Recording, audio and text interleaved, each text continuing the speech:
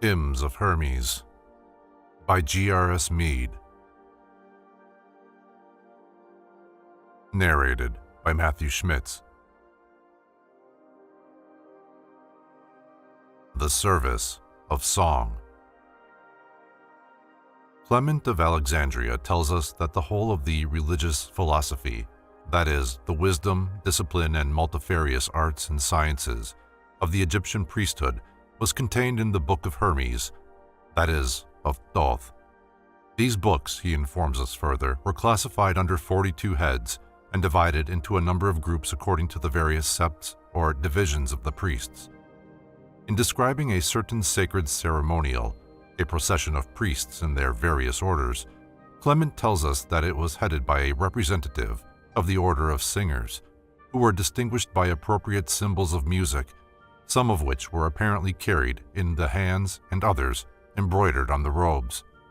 These singers had to make themselves masters of, that is, learn by heart, two of the divisions of the books of Hermes, namely those which contain collections of hymns in honor of the gods or god, and encomium, or hymns in praise of the kings.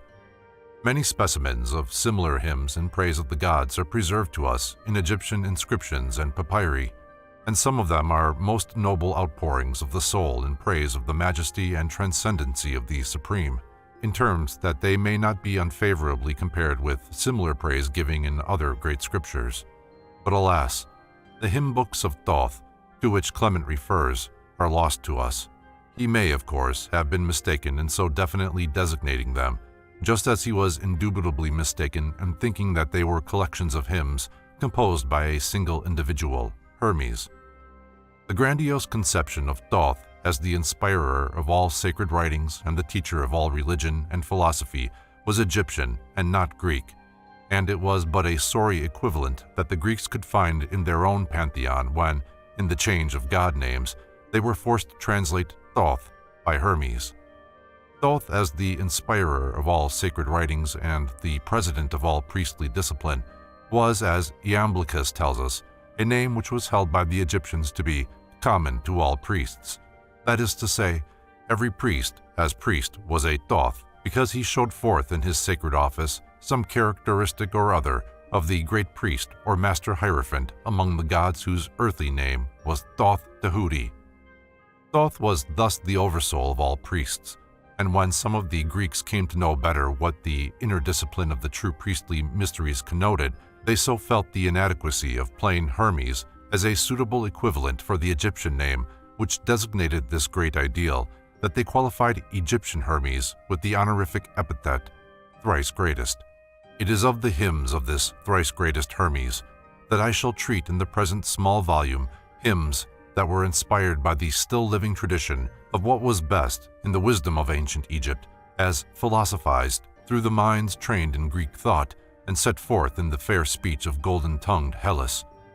But here again, unfortunately, we have no collection of such hymns preserved to us, and all we can do is to gather up the fragments that remain, scattered through the pages of Trismegistic literature, which have escaped the jealousy of an exclusive bibliolatry.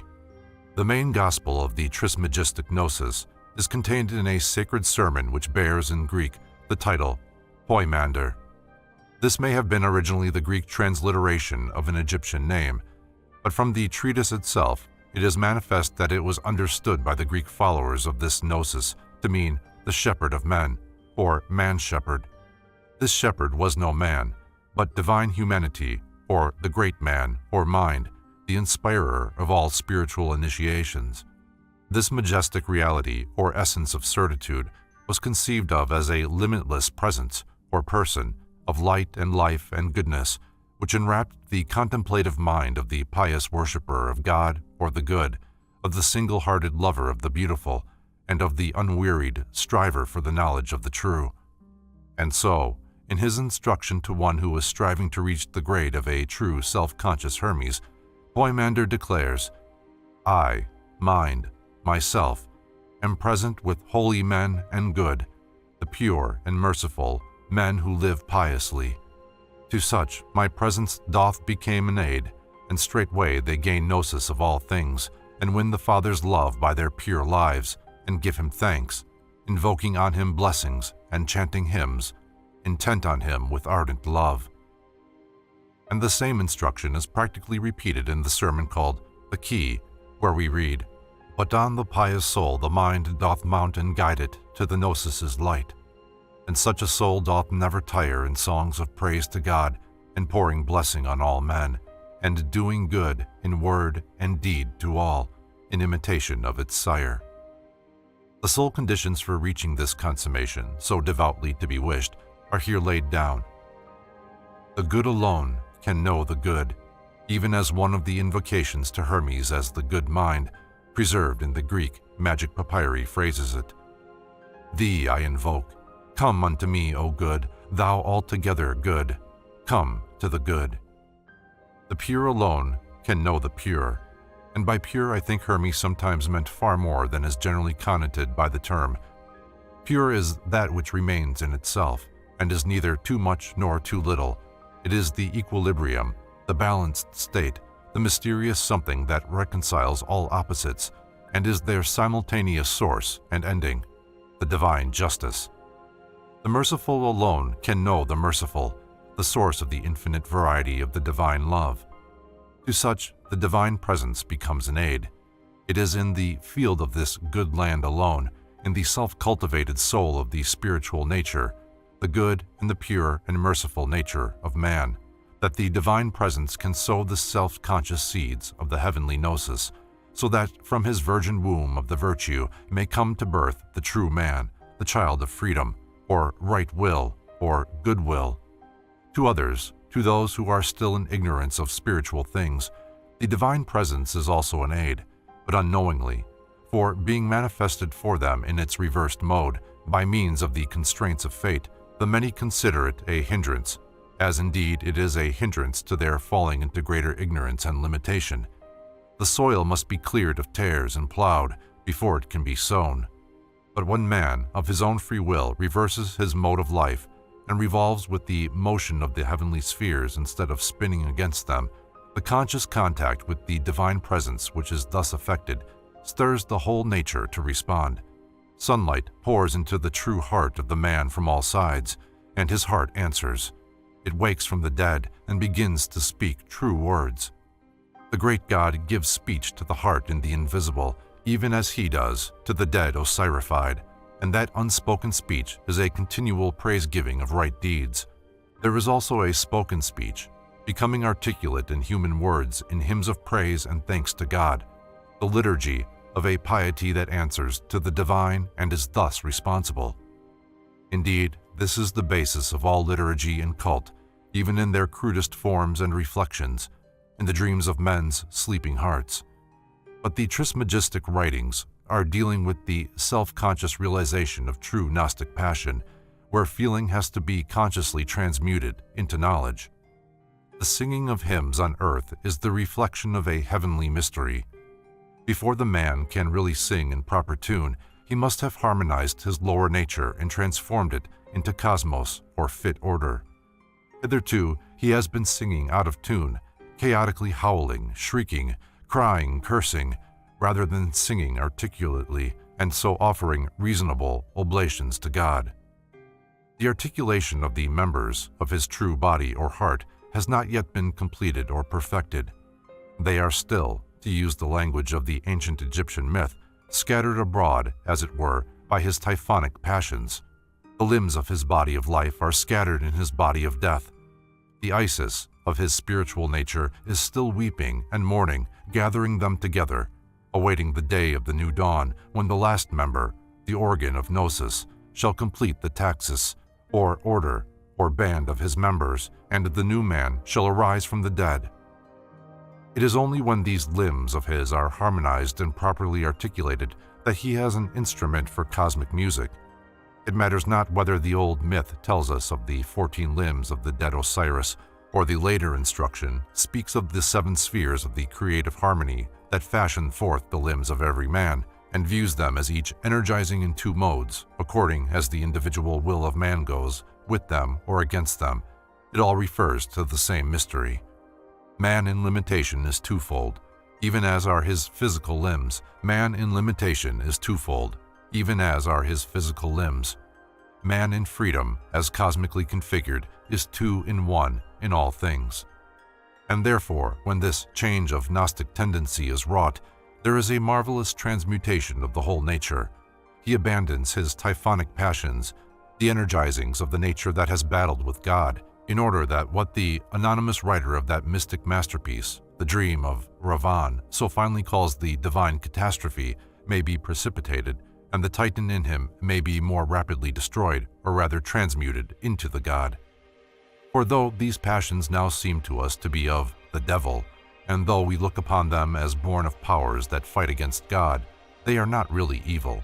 They are the experiences in our nature of the natural energies of the divine harmony, that mysterious engine of fate, which is the sevenfold means of manifestation, according to our Trismegistic tradition. For the divine harmony is the creative instrument of the divine energy that perpetually produces forms and substance for consciousness, and so gradually perfects a form that shall be capable of imagining forth the perfect man.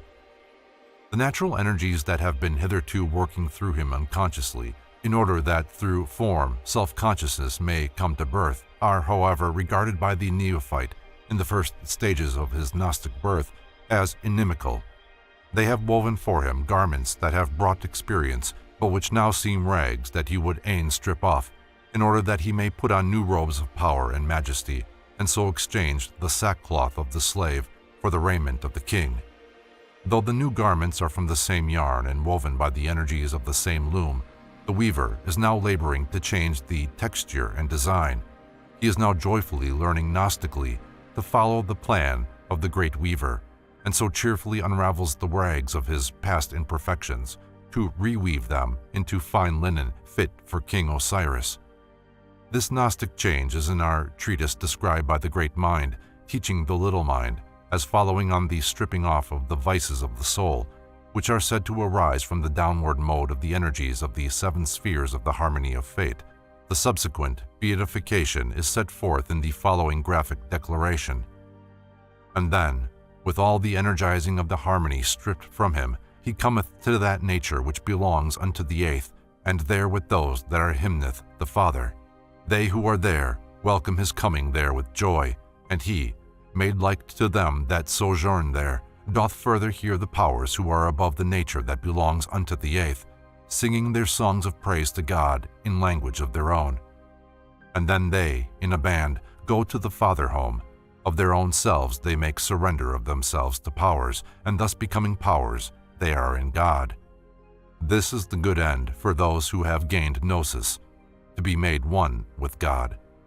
This is the change of Gnostic tendency that wrought in the nature of one who passes from the stage of ordinary man, which Hermes characterizes as a procession of fate, to that true manhood which leads finally to godship. The ancient Egyptians divided man into at least 9 forms of manifestation, or modes of existence, or spheres of being, or by whatever phrase we choose to name these categories of his natures. The words clothed in his proper power refer, I believe, to one of these natures of man. Now the Sekhem is generally translated power, but we have no description of it whereby we may satisfactorily check the translation, and so I would suggest that the Kaibit, though generally translated shadow, is perhaps the mystery to which our text refers, for in the teaching of Egypt around the radiant being, perhaps the Ren, or name, which in its regenerate life could assimilate itself to the glory of the Godhead, was formed the Kaibit, or luminous atmosphere, consisting of a series of ethereal envelopes, at once shading and diffusing its flaming luster, as the Earth's atmosphere shades and diffuses the solar rays. This was typified by the linen swathings of the mummy, for Thoth, the divine wisdom, wraps the spirit of the justified 1,000,000 times in a garment of fine linen, even as Jesus, in a certain sacred act, girt himself with a linen cloth, which Tertullian characterizes as the proper garment of Osiris, and Plutarch tells us that linen was worn by the priests on account of the color which the flax and flower sends forth, resembling the ethereal radiance that surrounds the cosmos. The same mystery is shown forth in the marvelous passage which describes the transfiguration of Jesus in the Gnostic gospel known as the Pistis Sophia, which is of almost pure Egyptian tradition. It is the mystic description of a wonderful metamorphosis or transformation that is wrought in the inner nature of the Master, who has ascended to the cloth himself with the robe of glory, and who returns to the consciousness of his lower powers or disciples, clad in his robe of power. They saw Jesus descending, shining exceedingly. There was no measure to the light which surrounded him, for he shone more brightly than when he had ascended into the heavens, so that it is impossible for any in this world to describe the light in which he was. He shot forth rays, shining exceedingly. His rays were without measure, nor were his rays of light equal together, but they were of every figure and type, some being more admirable than the others in infinite manner, and they were all pure light in every part at the same time. It was of 3 degrees, one surpassing the other in infinite manner. The second, which was in the midst, excelled the first which was below it, and the third, the most admirable of all, surpassed the 2 below it. The first glory was placed below all, like to the light which came upon Jesus before he ascended into the heavens, and was very regular as to its own light. This triple glory, I believe, was the body of light, of the nature of the 8th, 9th, and 10th spheres of glory in the scale of the perfect 10. In our text, the clothed in his proper power must, I think, be referred to the powers of the 7 spheres, unified into one. The 8th, which was the vehicle of the pure mind, according to Platonic tradition, based originally in all probability on Egyptian tradition. This vehicle was atomic and not molecular, to use the terms of present-day science, simple and not compound, same and not other, very regular as to its own light. And so when this Gnostic change is wrought in the man's inner nature, there is an accompanying change effected in the substance of his very body, and he begins to sing in harmony with the spheres, with those that are he hymneth the Father. He now knows the language of nature, and therewith sings praise continually in full consciousness of the joy of life. He sings the song of joy, and so singing hears the joyous songs of the sons of God, who form the first of the choirs invisible. They sing back to him and give him welcome, and what they sing the lover of such things may read in the same Pistis Sophia, in the hymn of the powers, come unto us, when they welcome the returning exile on the great day of that name.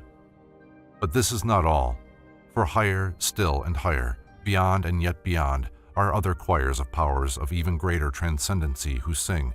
As yet, however, the newly born cannot understand or bear their song, for they sing in a language of their own, there being many tongues of angels and archangels, of daemons and gods in their many grades.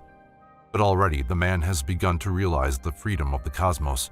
He has begun to feel himself a true cosmopolitan or world citizen, and to thrill in harmony with the powers. He experiences an ineffable union that removes all fear and longs for the consummation of the final sacred marriage, when he will perform the great sacrifice and of himself make joyful surrender of all that he has been in separation, to become, by union with those alone who truly are, all that has ever been and is and will be, and so one with God, the All and One.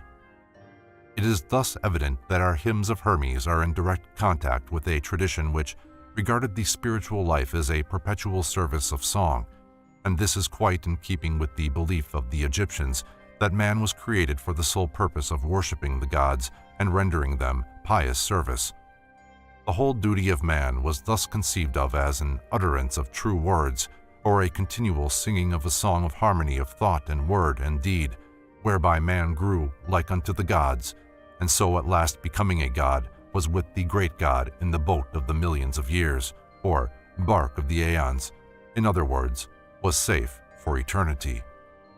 And now we will turn to the 4 hymns preserved to us in Greek from the hymn book of this truly sacred liturgy. The first is appended to the Pymander treatise, which was evidently intended to give some idea in human terms of the nature of the praise-giving of the powers, to which reference has just been made.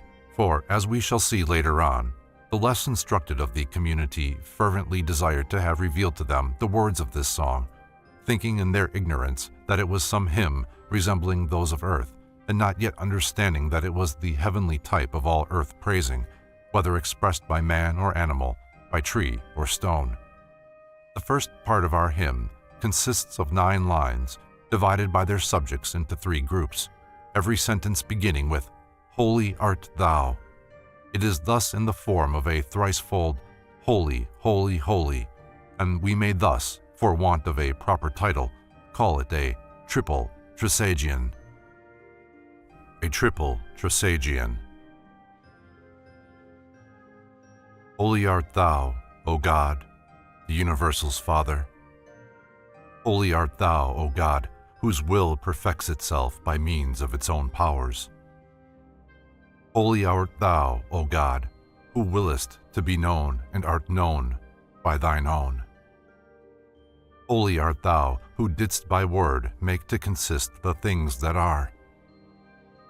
Holy art thou, of whom all nature hath been made an image. Holy art thou, whose form nature hath never made. Holy art thou, more powerful than all powerful. Holy art thou, transcending all preeminence.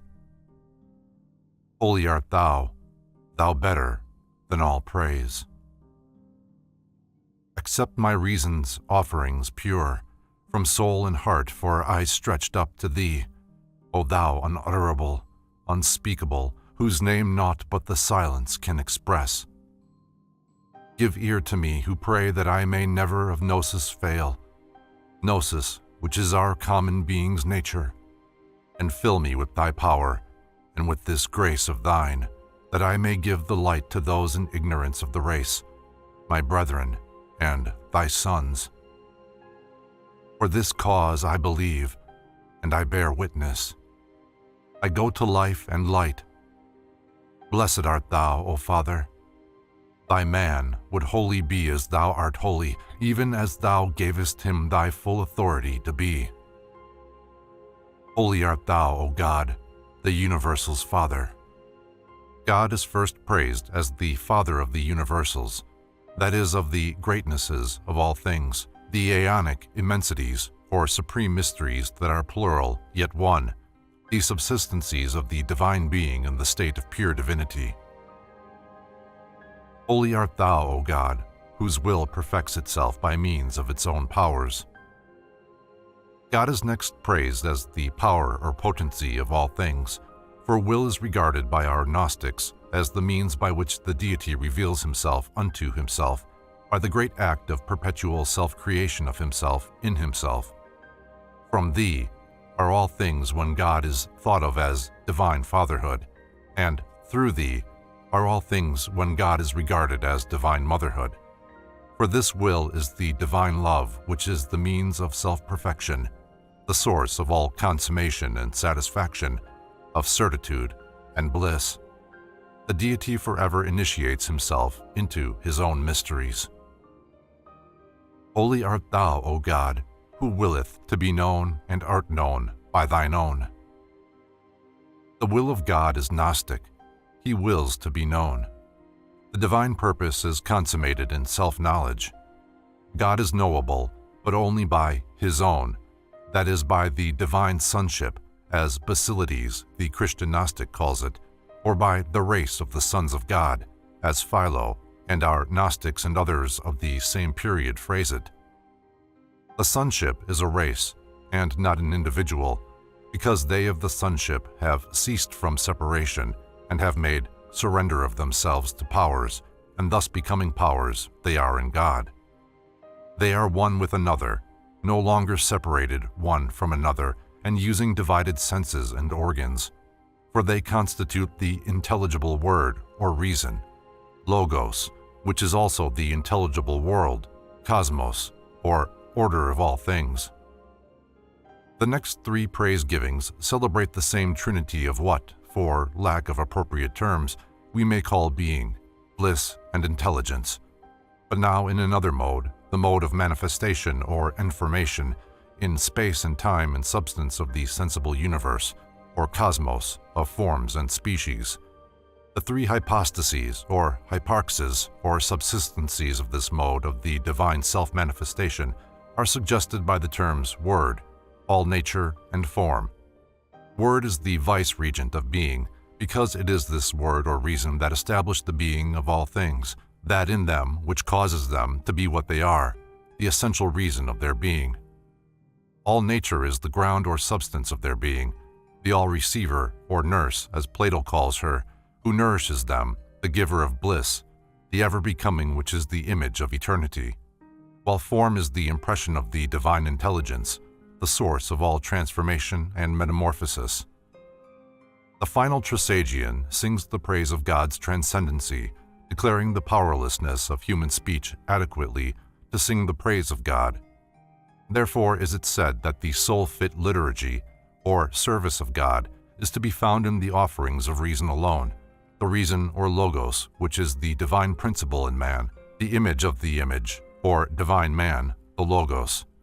It is the continual raising of the tension of the whole nature whereby the man is drawn ever closer and closer to God, in the rapt silence of ecstatic contemplation, when alone he goes to the alone, as Plotinus says. The name of God can be expressed by silence alone, for, as we know from the remains of the Christianized Gnosis, this silence, or siege, is the spouse of God, and it is the divine spouse alone who can give full expression to the divine Son, the name, or logos of God. The prayer is for Gnosis, for the realization of the state of sonship, or the self-consciousness of the common being which the Son has with the Father. This is to be consummated by the fulfillment of the man's whole nature, by the contemplation of his insufficiency or imperfection, hysterema, whereby he becomes the fullness or wholeness, pleroma, the aeon or eternity. This is to be achieved by the descent of the great power upon him, by the blessing of God's goodwill, that G.R.S, or grace or love, which has been all along his divine mother, but which now becomes his divine spouse, or complement, or syzygy. The prayer is not for self, but for others, that so the man may become the means of illumination for those still in darkness, who as yet do not know the glad tidings of the divine sonship, and who are ignorant of the race of wisdom, but who nevertheless are, as are all men, brethren of the Christ and sons of God. And so in this ecstasy of praise, the traveler, as he sings upon the path of the divine, feels within him the certitude that he is indeed on the way of return, his face set forward to the true goal, his going to the light and life, the eternal fatherhood and motherhood that are ever united in the good, the one desirable, or divine Father-Mother, 2 in 1 and 3 in 1. Finally, as God has been praised throughout in his nature of holiness, that is, as most worshipful, meet to be adored, praiseworthy, and the object of all wonder, so that which has proceeded from him, his man, or the divine in man, now longs consciously to become of like nature with him, according to the purpose and commandment of the Father, who has destined him for this very end, and bestowed on him power over all things. It is indeed a fair psalm, this hymn of Hermes, that is, the praise-giving of some lover of this Gnosis who had, as he expresses it, reached the plane of truth, or come into conscious contact with the reality of his own divine nature, and so been made a Hermes indeed, capable of interpreting the inner meaning of religion and of leading souls back from death to life, a true psychagogue. It matters little who wrote it. Greek or Syrian, it may have borne this name or that, it may have lived precisely from this year to that, or from some other to some other year.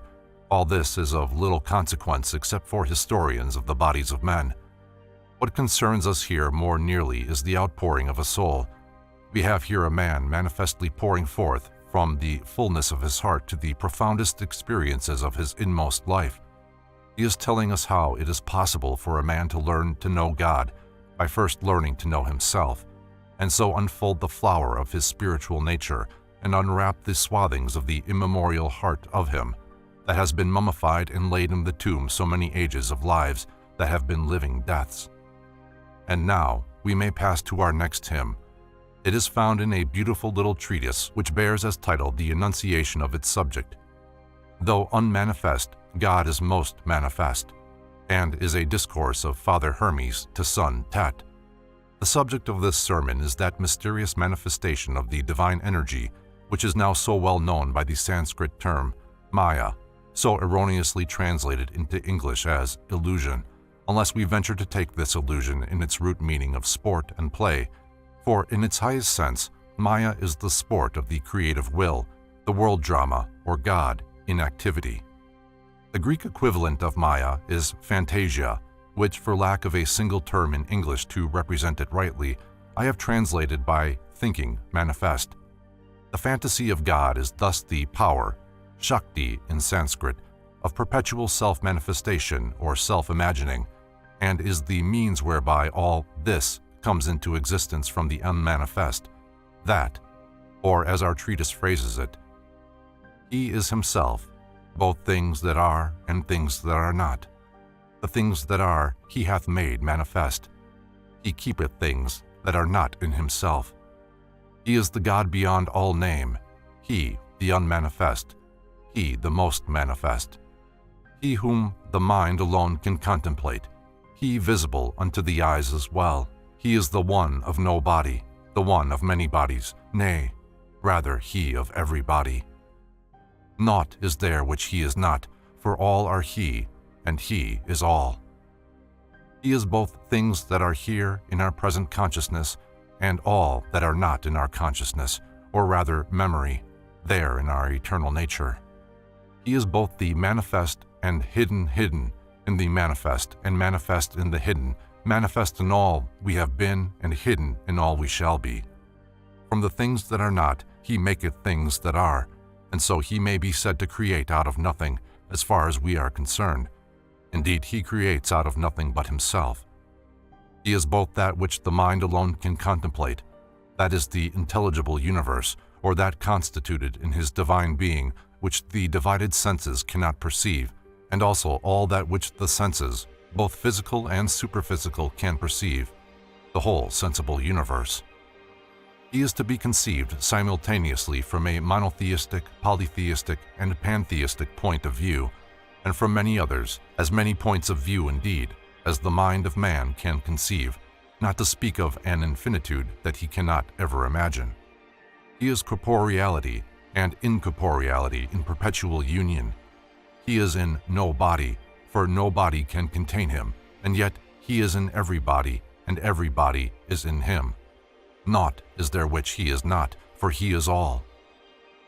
It is indeed difficult to understand why so many in the West so greatly dread the very thought of allowing pantheistic ideas to enter into their conception of God.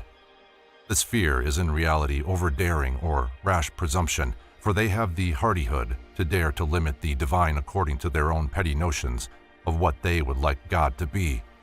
And so they bitterly resent the disturbance of their self-complacency when it is pointed out that He will not fit the miserably narrow cross on which they would fain crucify Him. What right have we, who in our ignorance are but puny creatures of a day, to exclude God from anyone or anything? But they will reply, it is not God who is excluded, it is we who exclude ourselves from God. Indeed, try as we may, we cannot do so. This is the impossible, for we cannot exclude ourselves from ourselves. And who are we apart from God? Did we create ourselves? And if we did, then we are God, for self-creation is the prerogative of the divine alone. But the pious soul will still object that God is good alone. Agreed, if you will, but what is good? Is good our good only, or the good of all creatures? And if God is the good of all creatures, then equally so must He be the evil of all creatures. For the good of one creature is the evil of another, and the evil of one the good of another. And so the balance is kept even. It is a limited view to say that God is good alone, and then to define this as meaning some special form of good that we imagine for ourselves, and not that which is really good for all. For it is good that there should be such apparent evil in the universe as pantheism, and that man's notion of apparent good should so far fall short of the reality. A wise man, or rather the man who is striving after Gnosis, is he who can see in the good and evil, as conceived by man, good in every evil, and evil or insufficiency in every good. But if we say with Hermes that all are He and He is all, we do not assert that we know what this really means. We only assert that we are in this declaration face to face with the ultimate mystery of all things before, which we can only bow the head in reverent silence, for all words here fail. And so the mystic who wrote these sentences continues his meditation with a magnificent hymn expressive of the inability of the learner's mind rightly to sing God's praises, which, for lack of a better title, we may call a hymn to All-Father God. A hymn to All-Father God. Who then may sing thee praise of thee, or praise to thee? Whither again am I to turn my eyes to sing thy praise? Above, below, within, without? There is no way, no place is there about thee, nor any other thing of things that are. All are in thee, all are from thee. O thou who givest all and takest naught, for thou hast all, and naught is there thou hast not. And when, O Father, shall I hymn thee? For none can seize thy hour or time. For what again shall I sing hymn? For things that thou hast made, or things thou hast not? For things thou hast made manifest, or things thou hast concealed? How further shall I hymn thee? As being of myself? As having something of mine own? As being other? For that thou art whatever I may be. Thou art whatever I may do. Thou art whatever I may speak. For thou art all, and there is nothing else which thou art not. Thou art all that which doth exist, and thou art what doth not exist. Mind, when thou thinkest, and Father, when thou makest, and God, when thou dost energize, and good and maker of all things. Who is capable of singing God's praises when it comes to the whole universe of being, and the countless universes of all the beings that are, to sing the praises of God in any truly adequate manner? Who then, what man, has the understanding wherewith to praise God fitly, when, though in his separated consciousness he knows not who he is, he yet begins to realize that the who he really is must inevitably be God and no other? In what manner can the divine sing praises of itself as of some other than itself, when I and thou must essentially be one, and the utterance of praise as of some other one seems to be a departure from the blessed state of that divine intuition? Is God again to be limited by space and spatial considerations? Is there a whither in respect to God? Certainly there cannot be any special place where the divine may be said to be, for he is in all places, and all places and spaces are in him. He cannot be said to be in the heart more than in any other organ or limb of the body, for he is in all things, and all things are in him. Equally so, there is no special direction in which the eyes of the mind can turn, for he is to be seen in every direction of thought in which the mind can proceed. And if we say there are evil turnings of the mind, evil thoughts, he who has experienced this change of Gnostic tendency will reply that the only evil he now knows is not to be conscious that God is in all things, and that with the dawning of this true self-consciousness, the right side of every thought presents itself with the wrong side in the joy of pure thinking. The idea of the next praise-giving is perhaps somewhat difficult to follow, as it appears to be a contradiction in terms. But in these sublime heights of human thought, all is seeming contradiction and paradox, because it is the state of reconciliation of all opposites. It might be said that if God is he who gives all things, equally so he be he who receives all things.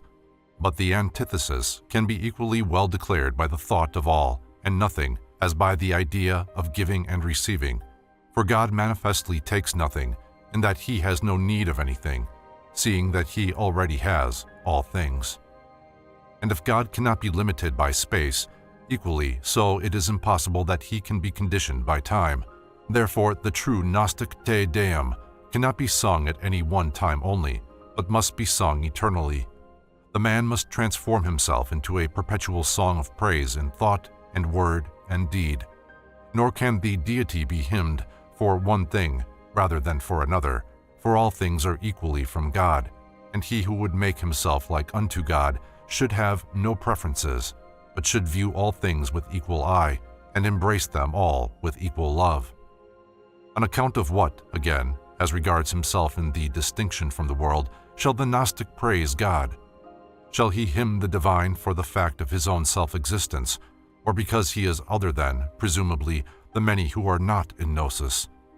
The uselessness of all such distinctions becomes apparent in the doubt that the very asking of such questions awakens, and the devotee of wisdom brushes them all aside in splendid outburst. For that thou art whatever I may be, thou art whatever I may do, thou art whatever I may speak. There is no separation in the reality of things. Whatever the man is in this ecstatic state, it is the being of God in him. Whatever the man does, it is the working of God in him. Whatever the man speaks, it is the word of God in him. Nay, more than this, to such a consciousness God is in very truth all things both manifest and hidden. God is mind when we think of him as thinking, devising, and planning. God is Father when we conceive him as willing and creating and bringing all things into existence. And God is good when we regard him as energizing, or in working or breathing in all things to give them light and life. He is the good or end of all things, even as he is the beginning or maker of all. Our next hymn is found in the marvelous initiation ritual, which now bears the title, The Secret Sermon on the Mountain, with the subheading, Concerning Rebirth and the Promise of Silence, but which may very well be called the Initiation of Tat. This rebirth or regeneration was, and is, the mystery of the spiritual birth or birth from above, the object of the greater mysteries. Even as in the lesser mysteries, the subject of the instructions was concerning the birth from below, the secret of Genesis, or how a man comes into physical birth. The one was the birth or genesis into matter, the other the essential birth or palingenesis, the means of rebecoming a pure spiritual being. It is the mystic rite of the laying on of hands, the rite of invocation by Hermes, the Hierophant or Father on earth, whereby the hands of blessing of the great initiator, the good mind, are laid upon the head of Tat, the candidate, his son.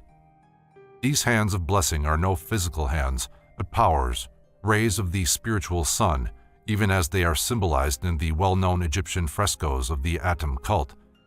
Each ray is a Gnostic power, the light and virtue of which drive out the darkness of the soul's vices and prepare the way for transforming the fleshly body into the true ray-like or star-like body of God, the Ogoides or Astroides, to which we referred under its Egyptian equivalent at the beginning of this little volume. This mystic rite of Gnostic initiation brings the God in man to birth. He is at first, however, but a baby God, who as yet neither hears nor sees, but only feels. And so when the rite is duly ended, Tat begins as a great privilege to be told the marvelous Song of the Powers, of which he has read in his studies, and which his father, Hermes, is said to have heard when he came to the eighth sphere, or stage, in his ascent of the holy mountain, or sacred stairs. I would, O Father, hear the praise-giving with him, which thou dost say thou heardest when thou wert at the eight. In answer to Tat's request, Hermes replies that it is quite true, the shepherd, the divine mind, at his own still higher initiation into the first grade of masterhood, foretold that he should hear this heaven song, and he commends Tat for hastening to strike his tent now that he has been made pure. That is to say, the final rite of purification has now been operated in Tat. The powers of the cathartic or purifying virtues have descended upon him, so that he now has the power to strike his tent or free himself from the trammels of the body of vice, and so rise from the tomb which has hitherto imprisoned his daemonic soul, as the Pythian oracle says of Plotinus. But, adds Hermes, it is not quite as Tat supposes. There is no one song of the powers written in human speech and kept secret, no manuscript, no oral tradition of some physically uttered hymn. The shepherd, mind of all masterhood, hath not passed on to me more than hath writ down. For full well did he know that I should of myself be able to learn all, and see all things. He left to me the making of fair things, wherefore the powers within me, even as they are in all, break into song. The song can be sung in many modes and many tongues, according to the inspiration of the illumined singer. The man who is reborn becomes a psalmist and a poet, for now he is turned in harmony with the great harmony, and cannot do otherwise than sing God's praises. He becomes a maker of hymns, and is no longer a repeater of the hymns of others. But Tat persists. His soul is filled with longing to hear some echo of the great song. "Father, I wish to hear. I long to know these things." And so Hermes is at last persuaded and proceeds to give him a model of such praise-giving which he now can use in substitution for the prayers he has previously employed, and which were more suited to one in the state of faith. Hermes bids Tat calm himself, and so await in reverent silence the hearing of the potent theurgic outpouring of the whole nature of the man in praise of God, which shall open a path throughout all nature straight to the divine. This is no ordinary hymn of praise, but a theurgic operation or Gnostic act. Therefore, Hermes commands, "Be still, my son. Hear the praise-giving that keeps the soul in tune. Hymn of rebirth, a hymn I would not have thought fit so readily to tell, hadst thou not reached the end of all." Not, of course, the end of all Gnosis, but the end of the probationary path of purification and faith, which is the beginning of the Gnosis. Such hymns were taught only to those who had been made pure, not to those who were slaves of the world, or even to them who were still struggling with their lower vices, but only to those who had got themselves ready and made the thought in them a stranger to the world illusion. "Wherefore," says Hermes, "this is not taught, but is kept hid in silence." It is a hymn that must be used ceremonially at sunrise and sunset. Thus then, my son, stand in a place uncovered to the sky, facing the west about the sinking of the setting sun, and make thy worship. So in like manner too, when he doth rise, with face unto the east. And for those who cannot perfect the right on all planes, let them stand naked, with all the garments of false opinion stripped from them, naked in the midst of high heaven's clear sphere, facing straight with the spiritual sun, or the eye of the mind that illuminates the great sphere of our spiritual nature in stillness of the purified intelligence. And so Hermes, before he sings what is called the secret hymnody, once more utters the solemn injunction, "Now, son, be still." The secret hymnody. Let every nature of the world receive the utterance of my hymn. Open, thou earth. Let every bolt of the abyss be drawn for me. Stir not, ye trees. I am about to hymn creation's Lord, both all and one. Ye heavens open, and ye winds stay still, and let God's deathless sphere receive my word. For I will sing the praise of him who founded all, who fixed the earth, and hung up heaven, and gave command that ocean should afford sweet water to the earth, to both those parts that are inhabited and those that are not, for the support and use of every man, who made the fire to shine for gods and men for every act. Let us together all give praise to him, sublime above the heavens of every nature, Lord. 'Tis he who is the eye of mind. May he accept the praise of these my powers. Ye powers that are within me, hymn the one and all, sing with my will, powers all that are within me. O blessed Gnosis, by thee illumined, hymning through thee the light that mind alone can see, I joy in joy of mind. Sing with me praises, all ye powers. Sing praise, my self-control. Sing thou through me my righteousness, the praises of the righteous. Sing thou my sharing all, the praises of the all. Through me sing truth, truth's praises. Sing thou, O good, the good, O life and light, from us to you our praises flow. Father, I give thee thanks. To thee, thou energy of all my powers. I give thee thanks, O God, thou power of all my energies. Thy reason sings through me thy praises. Take back through me the all into thy reason, my reasonable oblation.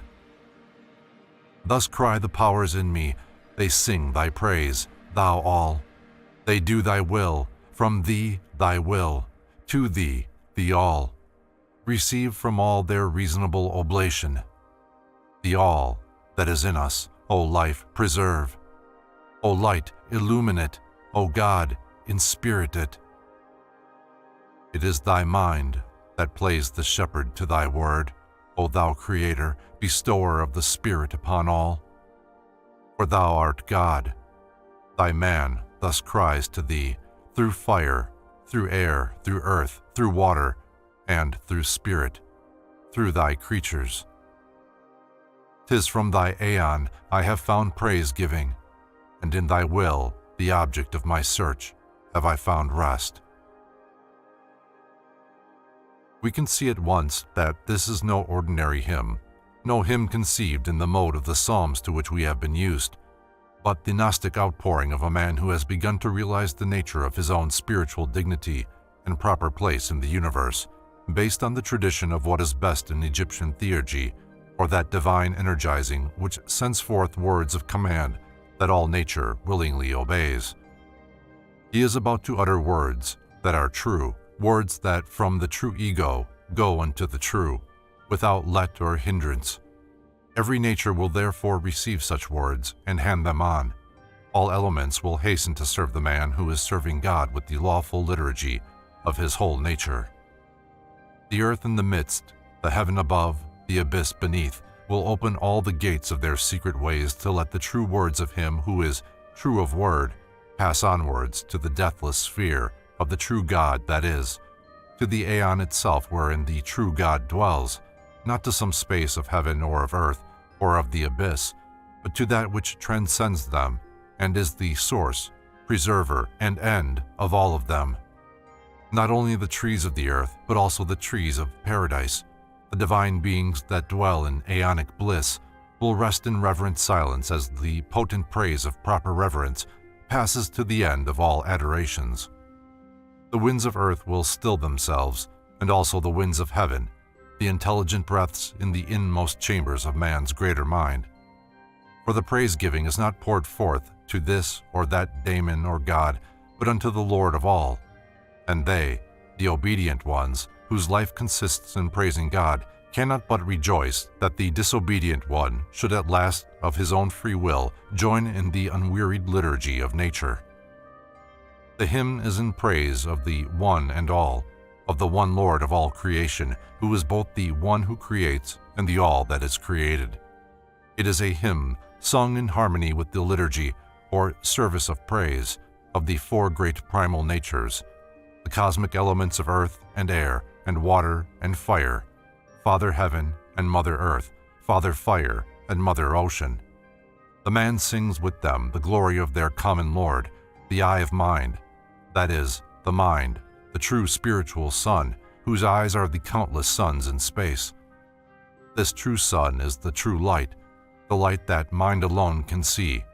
The little mind of man, now illumined by the light of Gnosis, becomes the nature of the great mind, and so a prismatic trinity of good and light and life, through which the all-brilliancy of the one and all shines forth in a septenary of powers or virtues. These powers are, with one exception, given in our hymnody in the exact classification in which they stand in the text of the mystic rite, namely, Gnosis, joy, self-control, continence, righteousness, sharing with all, and truth, which severally drive out not knowing, sorrow, intemperance, desire, unrighteousness, avarice, and error. And with the coming of truth the measure of the good is filled full, for unto truth is joined good and life and light. The nature of the persons of the latter Trinity is still further revealed, and the transmutability of these hypostases, by praising God as the energy of all powers and the power of all energies, that is, as light and life again, light the masculine energizer, and life the feminine nourisher, the father-motherhood of God, the good, the logos or reason of all things. And so the Gnostic psalmist at last resolves his praise-giving into the offering of a reasonable oblation, which, in final analysis, is the song of the Logos, the reason, the Son of God, the alone begotten, singing through the whole nature of the man and refunding the cosmos which is himself into the source of his being. It is the consummation of the great return. The will of God is now the sole will of the man. From thee, thy will, to thee, the all. That is, from thee proceeds thy will. Thou art the source of thy will, thy desire, thy love, and thy will is thy spouse, through whom are all things, the whole universe. Thy alone begotten, whose end also as well as beginning is thyself, for he is thyself eternally. Or as another mystic hymn of the period phrases it, from thee is Father, and through thee is Mother, to which we may add, and to thee is Son. And so the hymn singer continues with his reasonable oblation, the offering of his true self, the Logos within him, of his angel that perpetually beholds the face of the Father, praying that his whole cosmos, the whole that there is of him, may be preserved or saved by life, the Mother, illumined or irradiated by light, the Father, and inspirited or inspired or spiritualized by the great breath of God that eternally and simultaneously outbreathes and inbreathes. For the man is now no longer a single letter or a procession of fate, but a true name, a free man, a word of God, a proper cosmos, ordered in due and lawful harmony by conversion of self-will into a willing union with God's will. And of that word, or God, or angel, the shepherd or feeder, he who gives the divine nectar or spiritual food by which that word is nourished, is the great mind, or light, or illuminator, the twin of the great soul, or saving life, the inspirer and preserver, both of which are bestowed upon us by God the Creator. The man has now become a man, a word, a true being of reason, whose energy is expressed in living ideas that can be impressed upon the souls and minds of men, and lived out in a life of example. From an imperfect man he has become a perfect cosmos, or order, or harmony, and thus he can make his own purified natures sing together with the great elements and the quintessence of all of them, which is the spirit or breath of God, the Atman of Indian theosophy.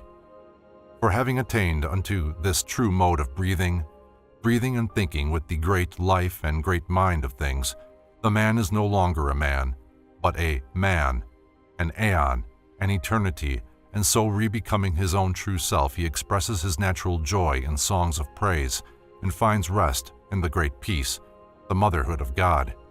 He is born anew, a child Christ, and as he grows in stature towards full manhood, so will she, who has hitherto been his mother, refreshed with the eternal youth of the gods, change from mother into spouse.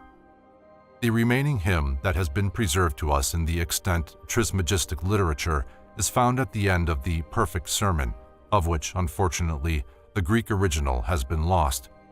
We are dependent solely on an old Latin version, which is frequently unsatisfactory. This sermon is by far the longest of our extant Trismegistic logoi. The introduction informs us that Hermes and Asclepius and Tat and Ammon are gathered together in the Adytum, or holy place. There the three disciples reverently listen to their master, who delivers a long instruction of the Gnosis, with the purpose of perfecting them in the knowledge of spiritual things. The discourse is, therefore, rightly called the Perfect Sermon, or the Sermon of Initiation.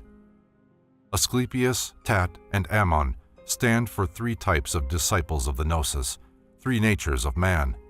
Asclepius is the man of intellect, skilled in the knowledge of the schools, of the arts and sciences of the day. Tat is intuitional rather than intellectual. He is young compared with Asclepius.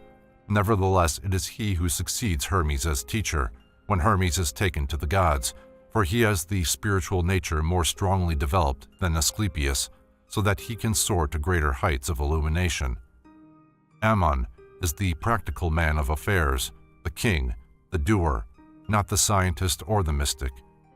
It would, however, be a mistake to keep these types too clearly distinguished in our mind, for mystically, all three are in each of us, and the true illumination of our threefold nature depends upon the brotherly love of the three disciples, James, John, and Peter, who must each complete each other, and subordinate themselves to one another, and vie with one another in love of their teacher, the purified mind, or Hermes, through whom alone the instruction of the great mind, the shepherd, can as yet come to them. And so we find the conditions of right contemplation dramatically set forth in the last sentence of the introduction of the sermon in the words, "When Ammon, too, had come within the holy place, and when the sacred group of four was now complete with piety and with God's goodly presence, to them, sunk in fit silence reverently, their souls and minds pendant on Hermes' lips, thus love divine began to speak." This love divine is that same presence, the highest mind, or shepherd of men, which illumines Hermes, or the higher mind within us, directly. But these immediate living words of power have to be passed on in human words to the three natures of our lower mind, the Asclepius and Tat and Ammon, in us, who are the learners and hearers. After the instruction is ended, and they have come forth from the holy place, the narrative tells us that they turned their faces towards the setting sun before uttering their hymn of praise. That is to say, mystically, the mind ceasing from contemplation, in which the outward energies have been caught up to the heights, or turned within, and stilled by the higher in the intercourse of love that has been blessed with the presence of the divine. These energies, before betaking themselves to their appointed separate tasks, all unite in a hymn of praise, with their eyes still turned to the now apparently departing glory of the setting spiritual sun. Hereupon, the knower of forms in us, the Asclepius, who is wise in the sciences and arts and ceremonies, proposes to Tat in whispered words that they suggest to their father Hermes that they should say their prayer to God with added incense and with unguents. This is the suggestion of the mind that still clings to outward forms, the ritualist, but Hermes recalls them to the Gnostic nature of their spiritual cult, whom when thine greatest heard, he grew distressed and said, "Nay, nay, Asclepius, speak more propitious words, for this is like to profanation of our sacred rites, when thou dost pray to God, to offer incense and the rest. For naught is there of which he stands in need, in that he is all things, and all are in him. But let us worship, pouring forth our thanks, for this is the best incense in God's sight when thanks are given to him by men." And so they begin their praise-giving, which, for lack of a better title, we may call a hymn of grace for Gnosis. A hymn of grace for Gnosis. We give thee grace, thou highest and most excellent, for by thy grace we have received the so great light of thy own Gnosis. O holy name, fit name to be adored, O name unique, by which God only must be blessed through worship of our Sire, of thee who deignest to afford to all a father's piety, and care, and love, and whatsoever virtue is more sweet than these, endowing us with sense, and reason, and intelligence. With sense that we may feel thee, with reason that we may track thee out from appearances of things, with means of recognition that we may joy in knowing thee.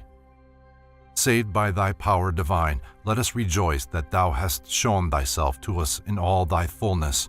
Let us rejoice that thou hast designed to consecrate us, still entombed in bodies, to eternity.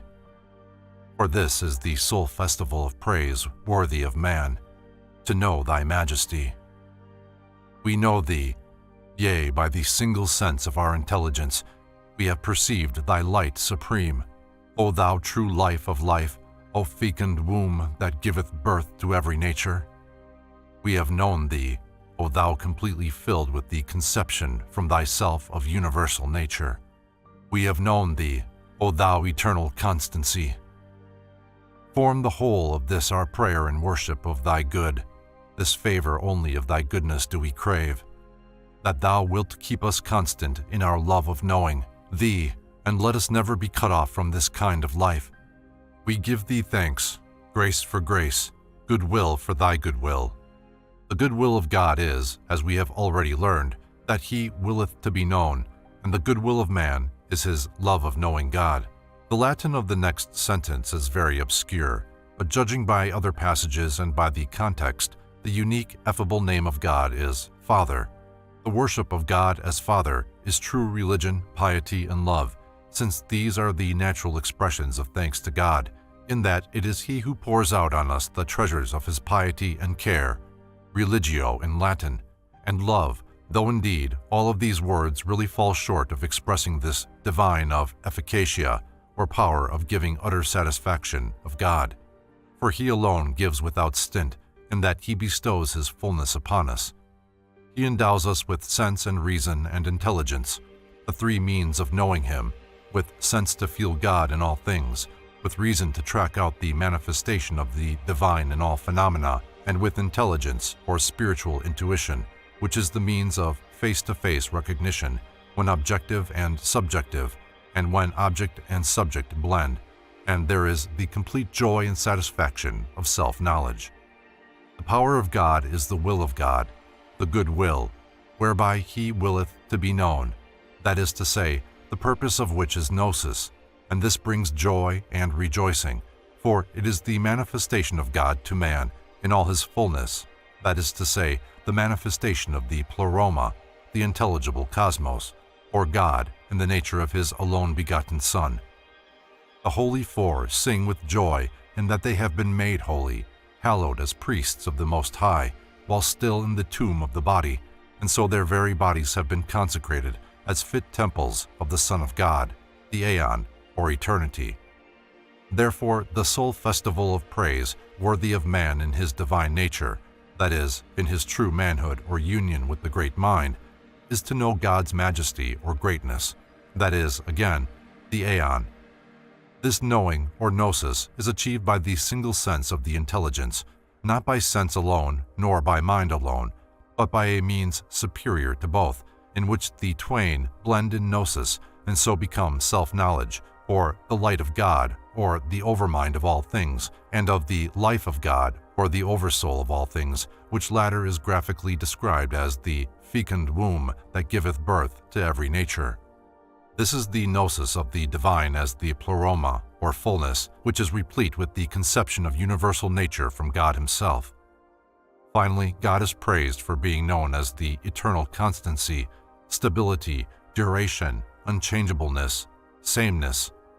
And so this beautiful Gnostic thanksgiving, or grace, ends with the one prayer of those in Gnosis, namely, that he who is eternal constancy, or God in his energy of aeonic sameness, will ever keep them constant in the pure and single love, the love of knowing God.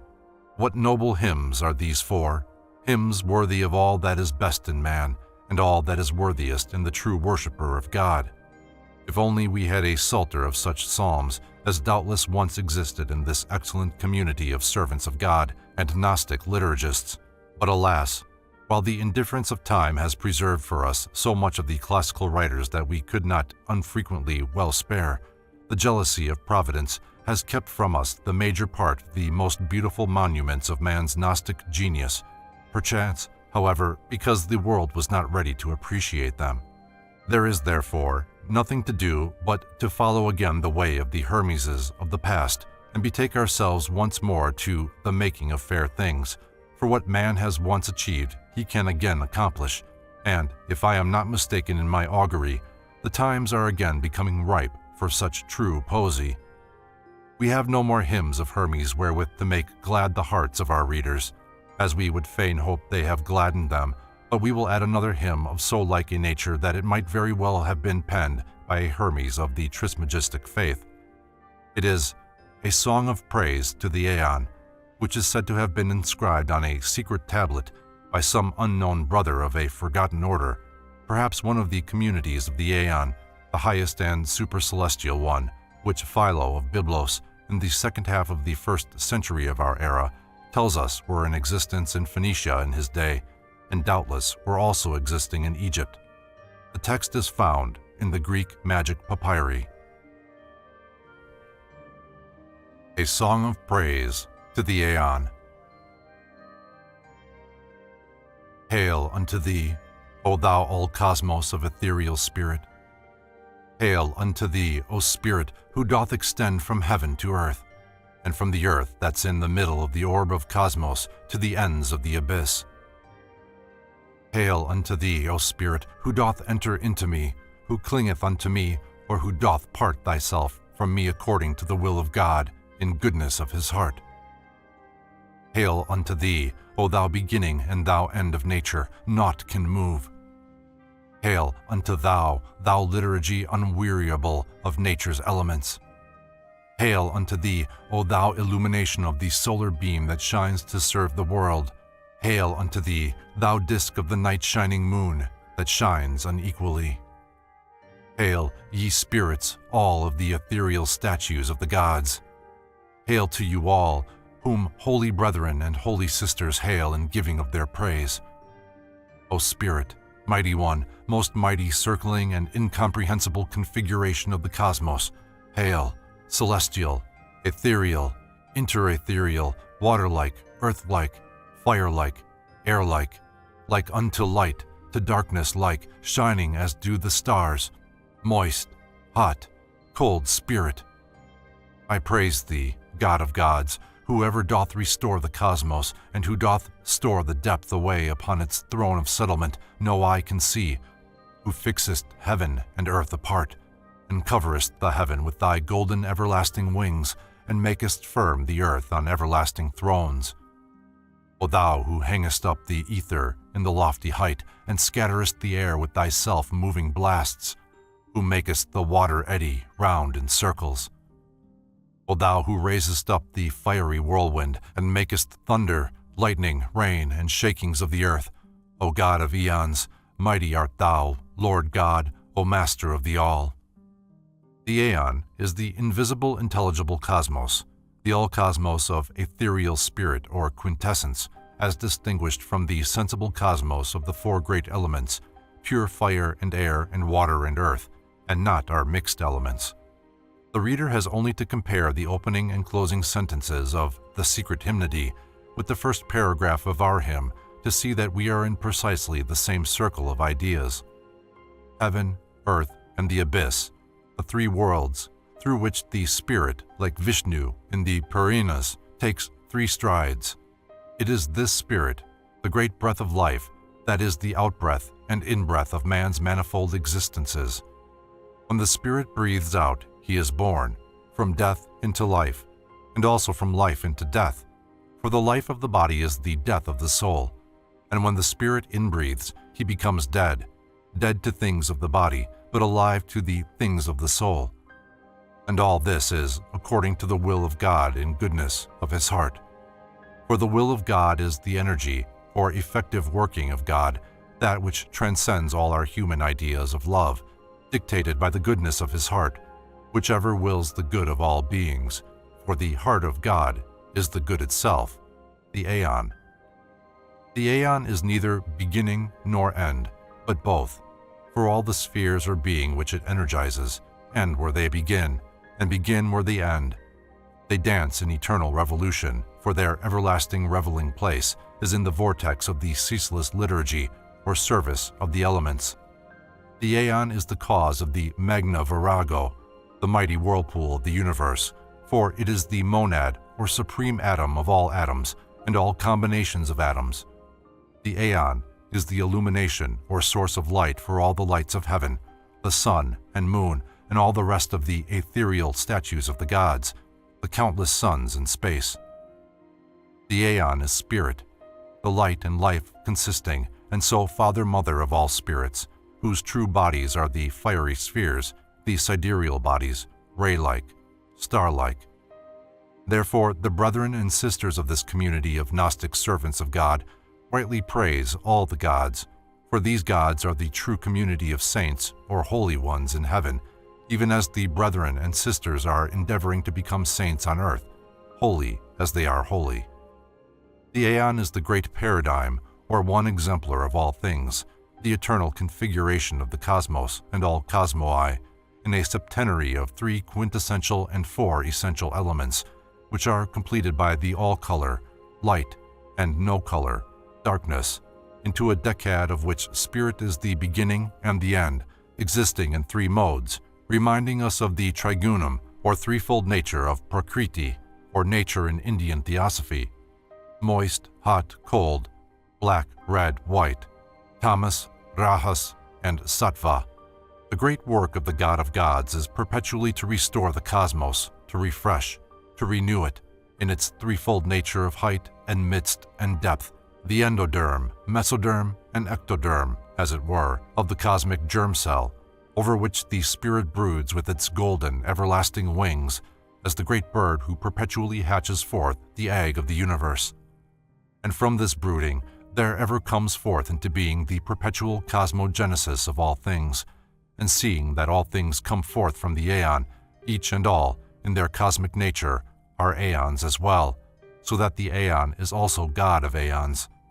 He is the God of millions of years, of millions of months, and millions of days, whether those time periods be of the earth or of the universe, and so God of all existences, even as he is God of the eternity of all things. And here we must bring our little hymn book to a close, in the hope that some may be found to sing in response to the hymns of heathen Hermes, even in this 20th century of Christian grace. For perhaps, after all, Hermes and Christ are not in reality such strangers to each other as traditional theological prejudice would have us believe. The end.